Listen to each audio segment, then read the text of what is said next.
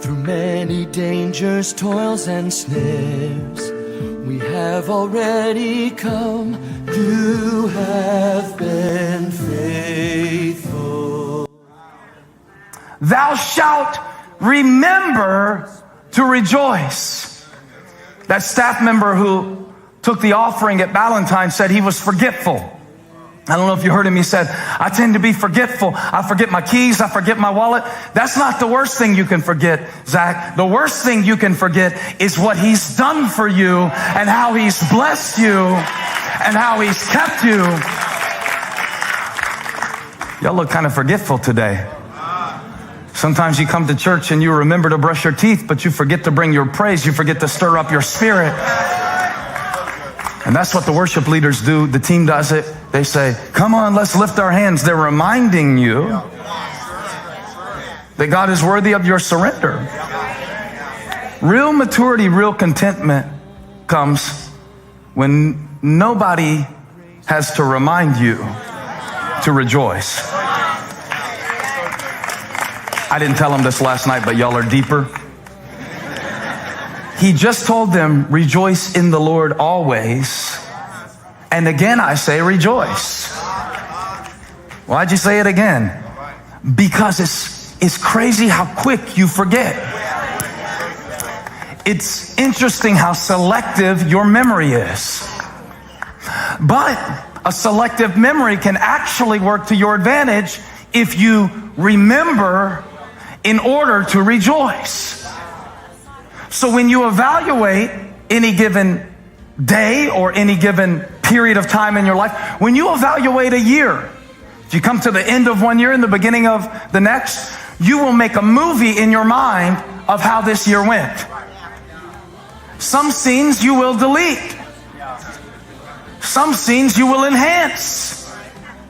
God has given you editing software in your spirit to choose, Jeremiah, what you call to your mind. And what you recall to your mind determines the revelation that you will have and the faith that you can walk in and the contentment that you will enjoy. Where are my rejoicers? Do you understand the power of this? In Hollywood, they call it final cut. It means you can shoot the scenes, but somebody has to decide which ones go on the big screen. And I want to tell you, God has given you final cut over your life. When you open your mouth and bless the Lord at all times, I'm not blessing him in spite of the battles. I'm blessing him because of the battles. That's what gave me proven assurance of his spirit. Lock it down. Lock it down.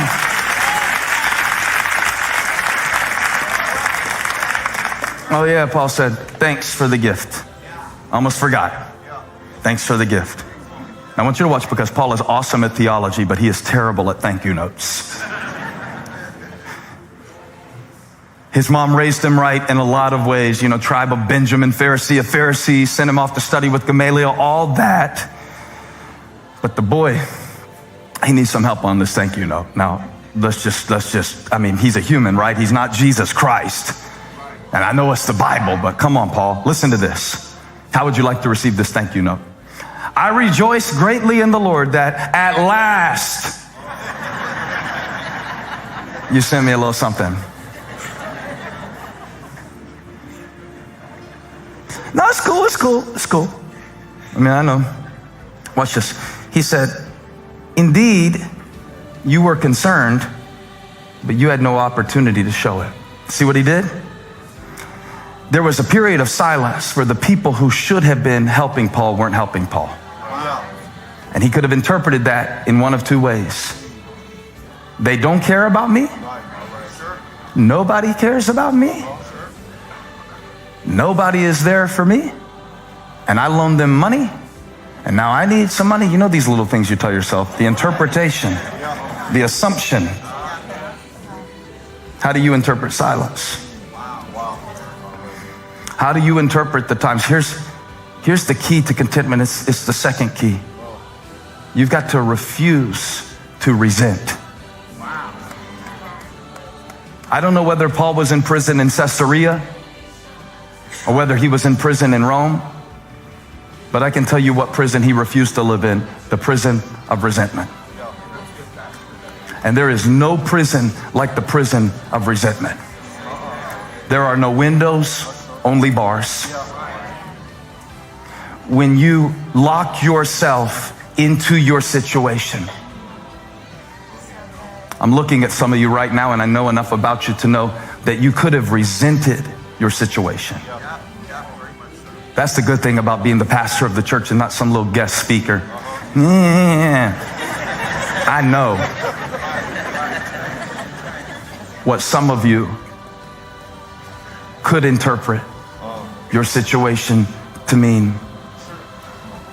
Or, Paul said, I choose to assume that you wanted to help me, but you couldn't. That's a decision, and it is a key to contentment. If you don't resist and refuse resentment on every level, you will be locked inside a prison of your mind's own design. And look, this isn't just people. Sometimes in life, you're making decisions about how to view the support you were not given at a young age. There are two ways to view it. You can live in resentment or you can live in contentment. Those are your choices. You can say to yourself, you know, it wasn't right that I didn't have, and it wasn't cool that I didn't get, and I could be so much further along, but that is a prison called resentment. God wants his children free. You can look at your brothers like Joseph and say, it doesn't matter why you threw me in the pit. God got me to Egypt anyway, and now I'm here to save your life because I'm free. The only one really free was the one who was in prison. He sent me to proclaim freedom to the captives. That's what Jesus said. What does that mean? I will not live another day in my life resenting what they did, what they said, what they didn't do, who I'm not, what I can't be. It's over. I refuse to live in resentment when Christ died to set me free. I'm done with this prison. Okay? Thou shalt, what's the first one? Thou shalt remember to rejoice, refuse to resent, and you're going to love this one. Thou shalt appreciate all seasons. A little technical nuance. When he says you renewed your concern for me, it doesn't give the image that is behind the language. The Koine Greek is an expression here that says you caused your concern to bloom or blossom again.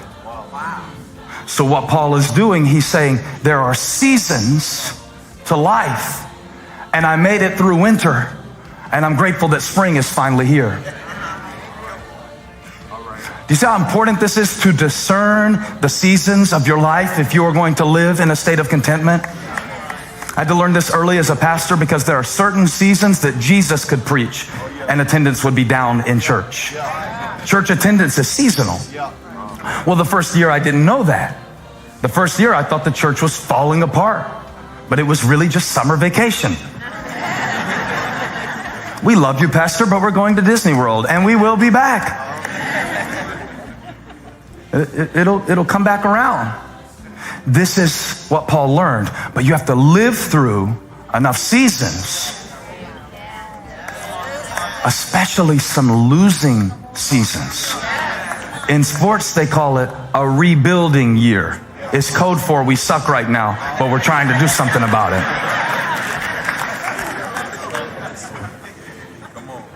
And some seasons, let me put it in a real profound way, some seasons just suck. When you know it's just a season, when you know that, yes, right now, the nights are long and the days are short. Right now, I'm lonely and I feel barren, but touch somebody, say, it's just a season. It's just a season. It's just a season. Now, the worst thing you can do is to get stuck in a season in your mind that God is trying to bring you out of in your life. So Paul says it was a long winter. Perhaps Paul wondered, do they care about me? Do they remember what I did for them? Do they have any loyalty whatsoever? But he chooses to see it as a season. And to everything there is a season. A time to be born, a time to die. A time to live, a time to plant, a time to uproot, a time to destroy. There is a time that the ground must be fallow so that it can be fertile again and sustain what it produces. It's a season thing. It's a season thing. I know how to have plenty, and I know how to be pruned. Both are growth. And the key is to be as content in one season as the other. I often wonder, does stuff really make you more content, or does it just make you more insatiable? The quieter it gets, the more accurate the teaching. It's kind of weird because it's easier sometimes to be content when you don't have something that you want and you think you're going to get it one day. Because in that season, you can tell yourself, I'll be content when. But what about when you got it and the contentment didn't come with the package? Just thinking with you here. I think the key is you've got to, if you're going to survive the seasons of winter while waiting on spring to come and live in contentment, I think you got to keep, here's number 4, thou shalt keep a secret stash. Paul says, I got your gift. Finally! Thanks for the gift. It's about time. No, I'm good. It's okay.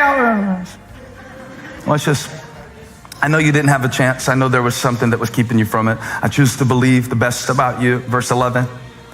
And I'm not saying this because I'm in need.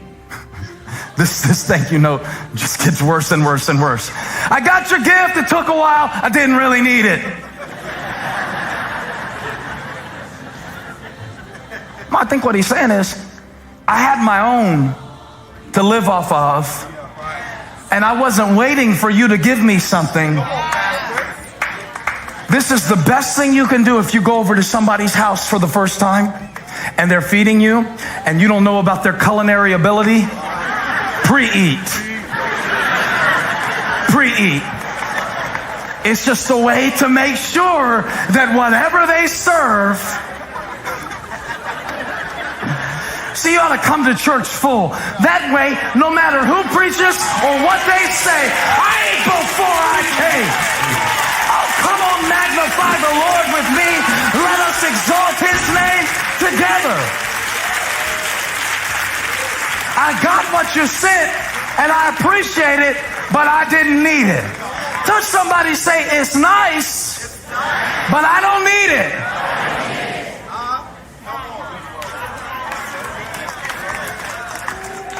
It's nice to be appreciated, but I don't need to be appreciated to serve God. I got my own stuff.